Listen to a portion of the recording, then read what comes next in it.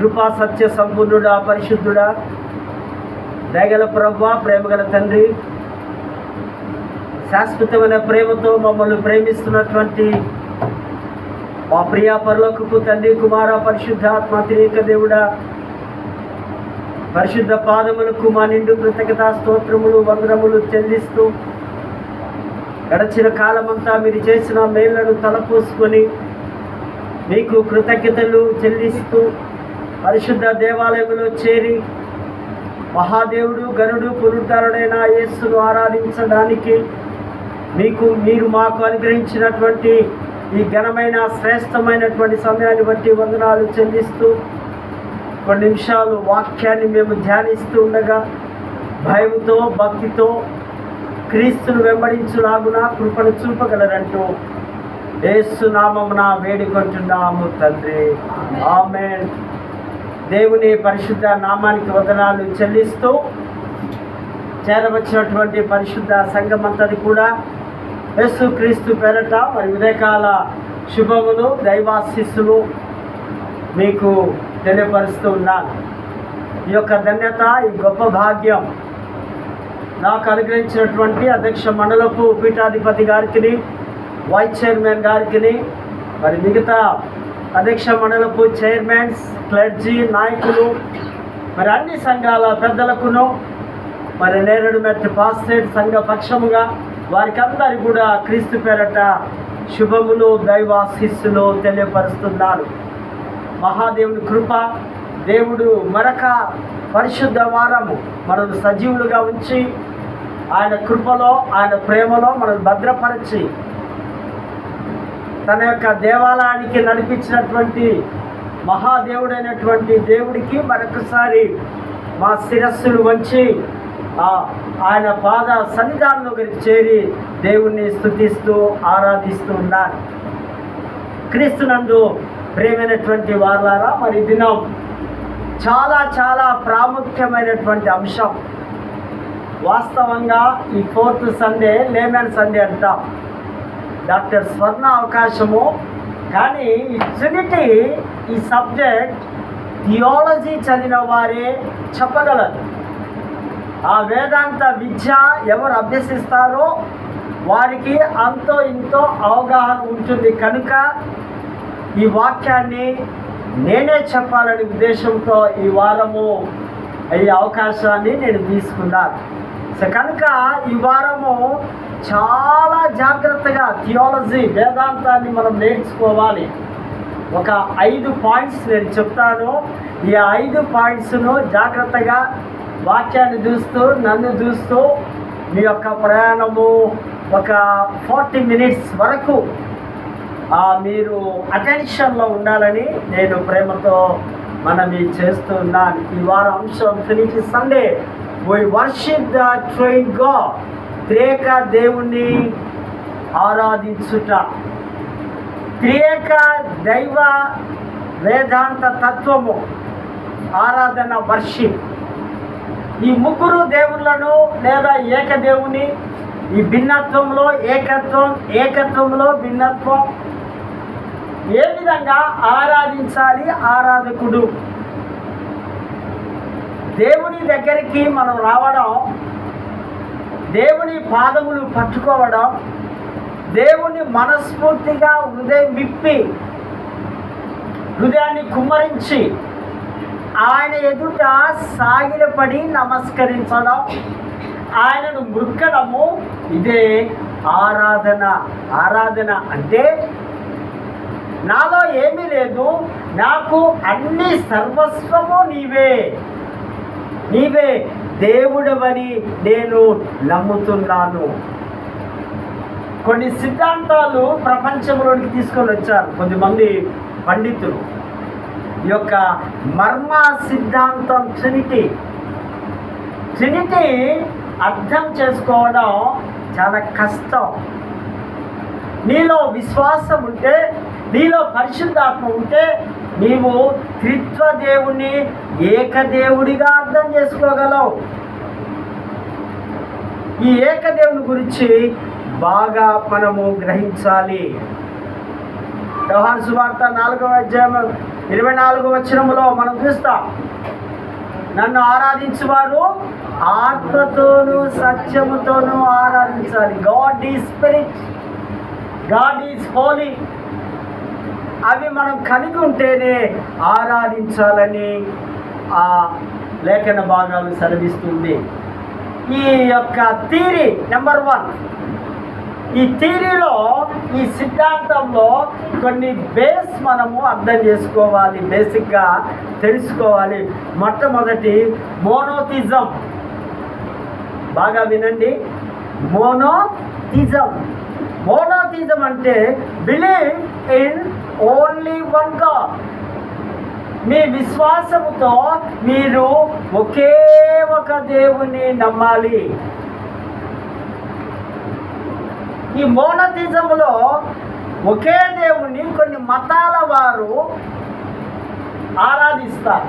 For example, ముస్లిం మతం ఉందనుకోండి, ఇస్లాం మతం, ఎవరిని ఆరాధిస్తారు వారు? అల్లాహ్. వారికి ఒకే ఒక దేవుడు అల్లాహ్ అని అంటున్నాం. మరి బైబిల్ పరంగా మనం చూస్తే ఈ యొక్క ఆ ముస్లింల తర్వాత మరొకరు జూడాయిజం, అంటే యూదా మతం. యూదా మతంలో మనం ఏం చేస్తున్నాం? నేను తప్ప వేరొక దేవుడు నీకు లేడు, ఉండకూడదు. 10 ఆజ్ఞల్లో మొదటి ఆజ్ఞగా నిర్గమాకాండం 20:2 వచనంలో, నీ దేవుడైన యెహోవాను నేనే. అదేవిధంగా యెషయా గ్రంథం 4:14 కూడా, నేనే దేవుడను, నేనే యెహోవాను, నేనే రక్షకుడను. ఈ మాటలను వారు బాగా పట్టుకున్నారు. సో నేటికి 2024 కూడా యేసు ప్రభును వారు కారణం ఏంటంటే ఇది monotheism. Only one god, believe only one god. Number 3 మరొక మతం ఉంది, దాన్ని ఏమంటున్నాం? క్రిస్టియానిటీ.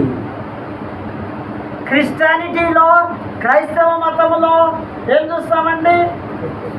క్రీస్తును చూస్తాం, ఆ సిలువను చూస్తాం. కనుక మనం రికార్డింగ్లో కూడా సిలువను ముందు పెడుతున్నాం. ఈ సిలువ ద్వారానే ఈ యొక్క క్రిస్టియానిటీలో వీరు కూడా ఒకే దేవుడు యేసే అని నమ్మేవారు ఉన్నారు. కనుక ఈ 3 మతాలను కలిపి మనం ఏమంటున్నాం?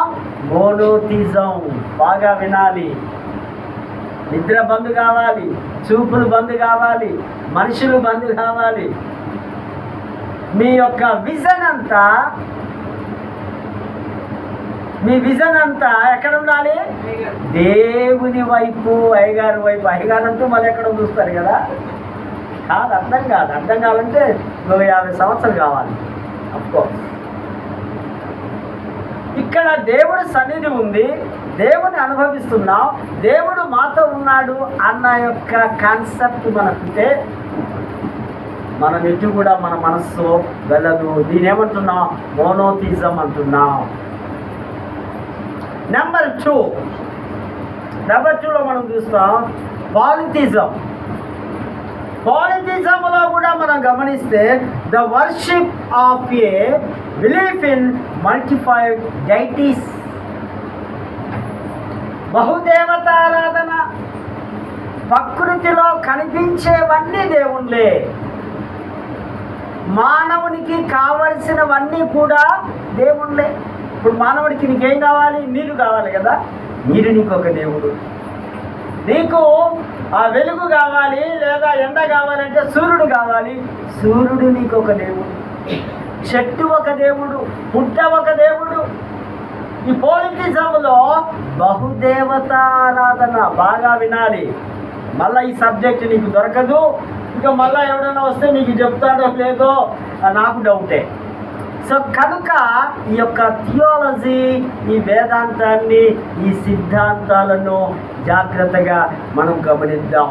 ద వర్షిప్ ఆఫ్, మీ యొక్క ఆరాధన, ఈ బహుదేవత ఆరాధన అంటే మనకి ఎవరెవరు ఏ దేశాలు గుర్తుకొస్తాయి? ఇండియా కదా.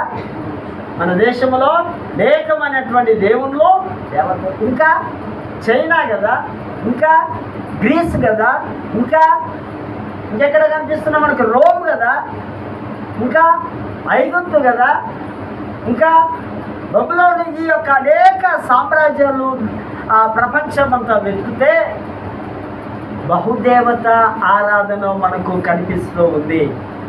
సో ఇదొక సిద్ధాంతం. నెంబర్ 2 సిద్ధాంతాన్ని కూడా మనం తీసుకుని నెంబర్ 3, ఈ నెంబర్ 3 సిద్ధాంతం దీని ఏమంటున్నామంటే మోనార్కనిజం. ఈ మోనార్కనిజం అనేది సుర్మావాడైనటువంటి ఒక పండితుడు నియోటస్ అనే ఒక ప్రెస్బ్యూటర్ ఈ యొక్క సిద్ధాంతాన్ని వెలుగులోనికి తీసుకొని వచ్చాడు. ఈయనట ఒక వ్యక్తి ఒక నాటకంలో 3 వేషాలు వేయడం కదా. సినిమాల్లో కూడా చూస్తున్నాం కదా, ఎన్టీ రామారావు గారు ఎన్నో ఒకటే. కానీ చిన్నప్పుడు చూసినప్పుడు అర్థం కాదు, అరే ఈయన కూడా వచ్చినాడు, మళ్ళా వచ్చిందా, 2 ఉన్నారా 3 ఉన్నారా అనుకుంటున్నాం. ఒక వ్యక్తి వేషాలు మార్చుకొని ఆ నాటక రంగంలో కనపడడం అనగా ఆ తండ్రి అయిన దేవుడే కుమారుడైన యేసుగా ఈ లోకానికి వచ్చాడు. ఈ కుమారుడైన దేవుడే డ్రెస్ మార్చుకొని వేషం మార్చుకొని పరిశుద్ధాత్మ దేవుడిగా వచ్చున్నాడు. అర్థమవుతుందా? ఒక్కడే త్రిత్వముగా ఈ ఒక్కడే దేవుడు. ఆయన రకరకాలైనటువంటి ఆ యొక్క వేషాల్లో కనిపించేదాన్ని మనము మోనార్కనిజం అంటున్నాం. ఇక్కడ ఈయనను మళ్ళీ అంటున్నారు, తండ్రి అట సృష్టికర్తగా, కుమారుడట రక్షణకర్తగా, పరిశుద్ధాత్ముడట కృపా ప్రదాతగా, ఈ ముగ్గురు వేరువేరుగా తన వ్యక్తిత్వం, తన క్యారెక్టర్, తన లక్షణాలు, తన గుణాలు కలిగి ఉన్నారని ఈ యొక్క మోనార్కనిజాన్ని వారు ఆ యొక్క నియోటస్ అనే ప్రెస్బిటర్ గారు తెలియపరుస్తూ ఉంటున్నారు. 3 అయిపోయాయి. 4వది మరి ఇంకోటి ఏరియనిజం. ఏరియనిజం అనే యొక్క కాన్సెప్ట్లో మనం చూస్తే తండ్రి కుమారుని సృష్టించాడు, లేదా తండ్రి కుమారుని కన్నాడు. ఈ కుమారుడు పరిశుద్ధాత్ముడుగా వచ్చాడు. ఇప్పుడు దాకా కీర్తన గ్రంథంలో చదువుకున్నాం కదా, ఆయన నేను కన్నాను కుమారుని అంటారు. అవునా? మన ఇంకోటి యేసు ప్రభు వారు బాప్తిజం తీసుకున్న టైంలో కూడా ఇదిగో ఆయన నా ప్రియ కుమారుడు, నేను పరలోకంలో ఆయనను కన్నాను, ఆయననే ఈ లోకానికి నేను పంపిస్తున్నా. తర్వాత ఆయనలో ఉన్న పరిశుద్ధాత్మను పంపించాడు. కనుక ఇక్కడ తండ్రి వేరు, కుమారుడు వేరు, పరిశుద్ధాత్ముడు వేరు. ఇదంతా వింటే ఒక్కోసారి మనకు గందరగోళం, డిస్టర్బ్ అయిపోతాం కదా. ఇదేంటి ఎన్ని థీరీస్ కనిపిస్తున్నాయి, అసలు ఒరిజినాలిటీ ఏంటి అని మనకు ఒక అనుమానాలు కూడా రావచ్చు. సో ఇక్కడ ఈ యొక్క ఏరియనిజం అనేటువంటి వారు ఆ యొక్క యేసు ద్వారానే హోలీ స్పిరిట్ పరిశుద్ధాత్మ వచ్చింది. కనుక ఒక సందర్భంలో యోహాను సువార్తలో అంటాడు కదా యేసు ప్రభు, ఇదిగో నేను వెళ్ళడము మంచిది, నేను వెళుతున్నాను, మీకు ఆదరణకర్తను నేను పంపుతున్నా. ఈయన పేరట పరిశుద్ధాత్ముని పేరుని ఇక్కడ మనం ఏం చూస్తున్నాం? ఆదరణకర్తగా మనము చూస్తూ ఉంటున్నాం. ఏరియన్ సిద్ధాంతంలో మనము చూస్తాం. మరి చివరిగా మనము నేను ధ్యానించే అంశం ట్రినిటీ, ఆ త్రిత్వం యొక్క సిద్ధాంతం. త్రిత్వంలో కూడా తండ్రి ఉన్నాడు, కుమారుడు ఉన్నాడు, పరిశుద్ధాత్ముడుగా ఉన్నాడు. తండ్రి కుమారుడు కాదు, కుమారుడు పరిశుద్ధాత్ముడు కాదు, పరిశుద్ధాత్మ తండ్రి కుమారుడు కాదు. వీరు ముగ్గురు ఒకటే, కానీ వారి పనులు వేరుగా ఉన్నాయి. కనుకనే దీన్ని మనము తండ్రి అంటున్నాం. Father Son and Holy Spirit is unique. ఆయన వారు ఐక్యముగా ఏకముగా ఒకటిగా ఉన్నారు. కొన్ని సాదృశ్యాలు కూడా మనకు తెలుసు కదా, పండితులు మనం చెప్తుంటారు. కోడిగుడ్డు మనకు చూస్తాం. కోడిగుడ్డు ఏమేమి కనిపిస్తుంది? మీద టెంక్ అనేది, లోపల వైట్, మరొకటి ఎల్లో కదా. నీరును కూడా, నీరు ఒకటే, అది మరిగినప్పుడు లేదా ఫ్రిడ్జ్లో పెట్టినప్పుడు మంచుగా మారడం లేదా ఆవిరి కావడం, మూడు స్వభావాలను మనం చూస్తాం. మనుషుల్లో కూడా మనకు తెలుసు, మనుషుల్లో ఏమేమి ఉన్నాయి? ఆత్మ ఉంది, ఇంకా ఏముంది? నీలో శరీరం ఉంది, ప్రాణం ఉంది కదా, చిత్తం ఉంది, గ్రహించుట ఉంది, ఉండుట ఉంది. బీయింగ్, విల్ అండ్ నోయింగ్ అంటారు ఇంగ్లీష్లో. ఈ మూడు కూడా మానవుడిలో కూడా త్రిత్వాన్ని ఇక్కడ మనము చూస్తూ ఉంటున్నాం. వాస్తవంగా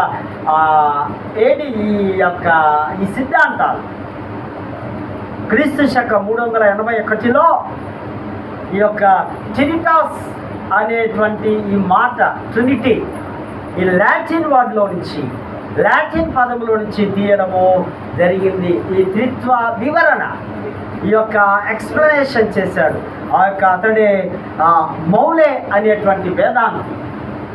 మౌలే అనేటువంటి వేదాంతి ఏమంటారు అంటే, త్రిత్వము అనే మాట బైబిల్లో లేదు, కానీ బైబిల్లో త్రిత్వాన్ని గురించిన బీజాలు ఉన్నాయి. త్రిత్వాన్ని గూర్చినటువంటి ఆ యొక్క ఆరిజిన్స్ ఉన్నాయి. త్రిత్వాన్ని గూర్చినటువంటి ఆ మూలాలు, ఆ కీలకమైన మాటలు ఉన్నాయని మౌలే గారు అంటున్నారు. దీనినే, ఈ ట్రినిటీనే దైవత్వం, గాడ్ హెడ్ అన్నారు. ఈ దైవత్వంలో దేవుని యొక్క ప్రత్యక్షత, యేసునందు సృష్టిలో ప్రత్యక్షత కలిగి ఉండడం. దేవుడు ప్రత్యక్షం కావాలంటే యేసు ద్వారా ఈ లోకానికి దేవుడు వచ్చున్నాడు. కనుకనే ఆ త్రిత్వం అనే మాట బైబిల్ నందు మనకు కనిపించదు, కానీ యేసుని చూస్తే ఆ త్రిత్వం అనేది మనకు అర్థం అవుతూ ఉంది. ఈ త్రిత్వ సిద్ధాంతం, ఇందులో దేవుని యొక్క ఏకత్వాన్ని ముందు మనం చూద్దాం.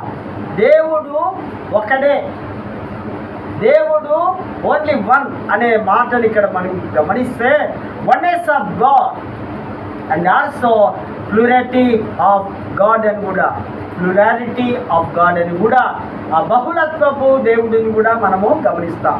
దేవుని ఏకత్వంలో మనం చూస్తే, God is one, God is a unit. దేవుడు ఒక్కడే, ఆయననే ఆ ఇద్దరితో కూడా ఐక్యంగా ఉన్నాడు, ఐక్యంగా కలిసి ఉంటున్నాడు. పాత నిబంధన గ్రంథములు ఇప్పటిదాకా మనం అనుకున్నాం కదా, నిర్గమాకాండం 25లో, నీ దేవుడైన యెహోవాను నేనే ఉన్నానంటున్నాడు. ఒక సందర్భంలో మోషేతో కూడా అంటాడు. మోషే చెప్తాడు, నేను అక్కడికి వెళ్ళాలంటే నీ పేరు ఏమని ఆ రాజు అడిగితే నేనేం చెప్పాలి అంటే, అక్కడ దేవుడు మాట్లాడుతున్నాడు మోషేతో.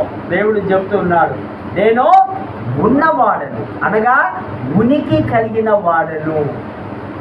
దెన్ యామ్ ఐ, నేనే ఉనికి కలిగి ఉన్నాను, చలనము కలిగి ఉన్నాను, ఆదికి ముందు ఉన్నాను, ఆదిలో ఉన్నాను, ఆది భవిష్యత్తులో కూడా నేను ఉంటాను. అనగా నన్ను ఎవరు సృష్టించలేదు, నన్ను ఎవరు కలిగించలేదు, నేను సృష్టికి పూర్వమే ఉన్నవాడను, నేను ఉన్నవాడను. అదేవిధంగా ద్వితీయోపదేశకాండం 6వ అధ్యాయంలో కూడా ఆ శమాలు చూస్తాం. పూర్ణ హృదయంతో, పూర్ణ ఆత్మతో, పూర్ణ మనస్సుతో నీ దేవుడైన యెహోవాను నీవు సేవించాలి, నీవు ఆరాధించాలి, నీవు ఘనపరచాలి, నీవు సాగిలపడాలి. నీవే కాదు, నీ పిల్లలకు కూడా వాటిని ఆ చేతికి ఆ యొక్క ఆ శమ, ఆ సూత్రాలు లేదా ఆ విశ్వాసము వారికి చిన్నప్పటికి కూడా నీవు నేర్పించాలి. ఆత్మతో, శక్తితో, బలముతో దేవుని ఆరాధించాలి. ఇదిగో నేను ఏక దేవుడను, నేనే రక్షకుడను, నేనే రక్షించువాడను, నేను తప్ప వేరొక దేవుడు నీకు లేడు. యెషయా గ్రంథంలో కూడా మనం చదువుకున్నాం, చూసా 14వ అధ్యాయము 4వ వచనములో, నేనే మిమ్మల్ని రక్షించేవాడిని, మిమ్మల్ని విడిపించిన వారిని, మిమ్మల్ని ఐగుప్తు చెరలో నుంచి తీసుకొని వచ్చిన వాడను నేనే. దేవుడు సూటిగా మాట్లాడుతున్నాడు. పాత నిబంధన గ్రంథంలో చూసాం, మరి నూతన నిబంధనలో కూడా యేసుక్రీస్తు వారి యొక్క స్టేట్మెంట్ కూడా ఇక్కడ మనం గమనిద్దాం. నూతన నిబంధనలో మార్కు సువార్త 10వ అధ్యాయం 8వ వచనములో, దేవుడు ఒక్కడే. ఒకడు వచ్చి అంటాడు, ఒక నెమరస్తుడు, ఓ సద్పురుషుడా, దేవుని రాజ్యం పరలోక రాజ్యం చేరడానికి నేనేమి చేయాలన్నప్పుడు ఈయన అంటున్నాడు, సత్పురుషుడు ఎవరు కాదు, ఎవరు లేరు, ఒక దేవుడు ఒక్కడే.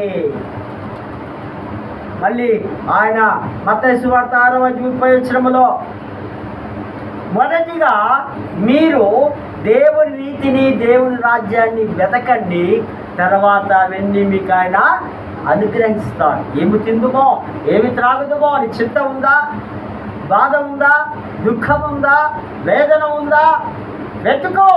దేవుని రాజ్యాన్ని నువ్వు వెతుకో, దేవుని వెతుకు అని ప్రభువే యేసుక్రీస్తు వారు తన తండ్రి గురించి చెప్తున్నటువంటి సంగతిని ఇక్కడ మనము చూస్తుంటున్నాం. పౌలు కూడా చెప్తుంటున్నారు ఎఫెసీ పత్రిక 4-5వ వచనంలో, ప్రభు ఒక్కటే, విశ్వాసం ఒక్కటే, బాప్తిజం ఒక్కటే, దేవుడు కూడా ఒక్కడే.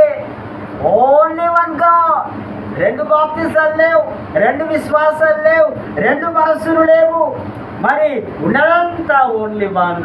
దేవుడు కూడా ఒక్కడే అని ఎఫెసీ సంఘానికి పౌలు రాస్తున్న మాటలను మనం ఇక్కడ గమనిస్తాం. మరి రెండవదిగా దేవుని బహుళత్వం, ప్లూరాలిటీ ఆఫ్ గాడ్. దేవుడిలో 2 ఉన్నాయి. బహువచనం మనకు కనిపిస్తూ ఉంది. ఇక్కడ మనం బాగా అర్థం చేసుకోవాల్సిన విషయం, పాత నిబంధన గ్రంథములో దేవుని వాక్యం, దేవుని జ్ఞానం, దేవుని ఆత్మ మాట్లాడడం, ఆ వ్యక్తిత్వం, ఆయన పర్సనాలిటీ, ఆయన మూర్తిమత్వం, ఆయన యొక్క లక్షణాలు, ఆయన గుణాలను ఇక్కడ మనం కలిగి ఉన్నట్టుగా మనం చూస్తుంటున్నాం. వాక్యమే మాట్లాడడం. వాక్యానుసారముగా ఎన్నో పర్యాయములు దేవుని యొక్క యెహోవా దూత వచ్చి, యెహోవా దూత అంటే ఇక్కడ యేసు ప్రభువే, ఇస్సాకును బలి అర్పిస్తున్నప్పుడు మీకు తెలుసు కదా, ఆయన ఆ కత్తి ఎత్తినప్పుడు దూత వచ్చి స్టాప్, ఆగు, అక్కడ వేరొక దూత ఉందంటే ఆ దూతని యేసు ప్రభు. ఆయనలో ఆ యొక్క క్రీస్తు కూడా కలిగి ఉన్నాడనే సత్యాన్ని ఇక్కడ మనం చూస్తాం. అనేక విధాలుగా ఎన్నోసార్లు దూతలు వెళ్ళి మాట్లాడినట్టుగా మనం గమనిస్తున్నాం. అపోస్తలుల కార్యం 10వ అధ్యాయంలో కూడా వారు ఆ క్రీస్తుని గురించిన మాటలు బోధిస్తూ ఉన్నప్పుడు జీసస్ గురించిన ఆత్మ వారి పైకి వచ్చిందట్టుగా మొదటి సమయంలో కూడా మనం చూస్తాం. ఈయన సౌలు రాజుగా చేస్తున్నప్పుడు సమూయేలు మీదకి దేవుని యొక్క ఆత్మ దిగి వచ్చింది అభిషేకిస్తున్నప్పుడు. అనగా ఇక్కడ బహుళత్వము, బహుదేవుల యొక్క గురించిన విషయాలను మనం ఇక్కడ అర్థం చేసుకుంటున్నాం. ఆత్మ దిగి వచ్చినట్టుగా. సౌలు మొట్టమొదటి కింగ్ కదా, రాజుగా అభిషేకిస్తున్నప్పుడు అక్కడ ప్రవక్తల సమూహంతో దేవుడి ఆత్మ దిగి వచ్చింది. సామెతల గ్రంథంలో కూడా జ్ఞానము ఘోషిస్తూ ఉంది, జ్ఞానము విలపిస్తూ ఉంది. ఇది దేవుడి ఆత్మ, దేవుడి జ్ఞానముగా మనము చూస్తూ ఉంటున్నాం. ఒక మాట చూద్దామా? ఎఫెసీయులకు రాసిన పత్రిక 3వ అధ్యాయము 14వ వచనం చదవండి. ఇది చాలా ఇంపార్టెంట్, కీలకమైన మాట ఈ ప్రసంగానికి. పరలోకమందును భూమి మీదను ఏ కుటుంబం అయితే దొరికిందండి? చదవండి.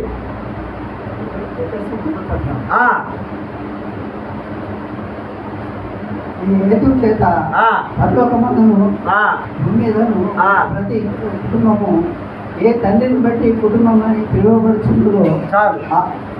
ఈ హేతువు చేత, హేతు అంటే కారణము చేత, పరలోకమందు కుటుంబం, భూలోకమందు కుటుంబం. మనందరం భూలోకంలో కుటుంబాలు కలిగి ఉన్నాం. పరలోకంలో కుటుంబం ఏంటండి?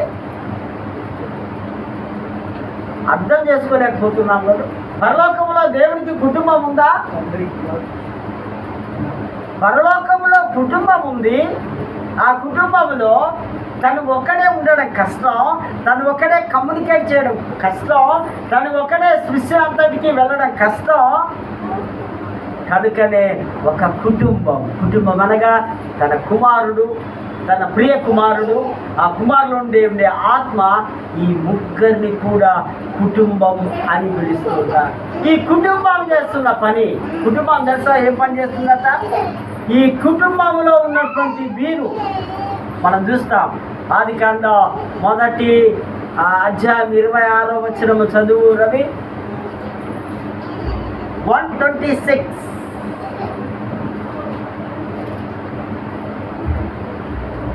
త్వరగా. దేవుడు చాలు. తన స్వరూపమందు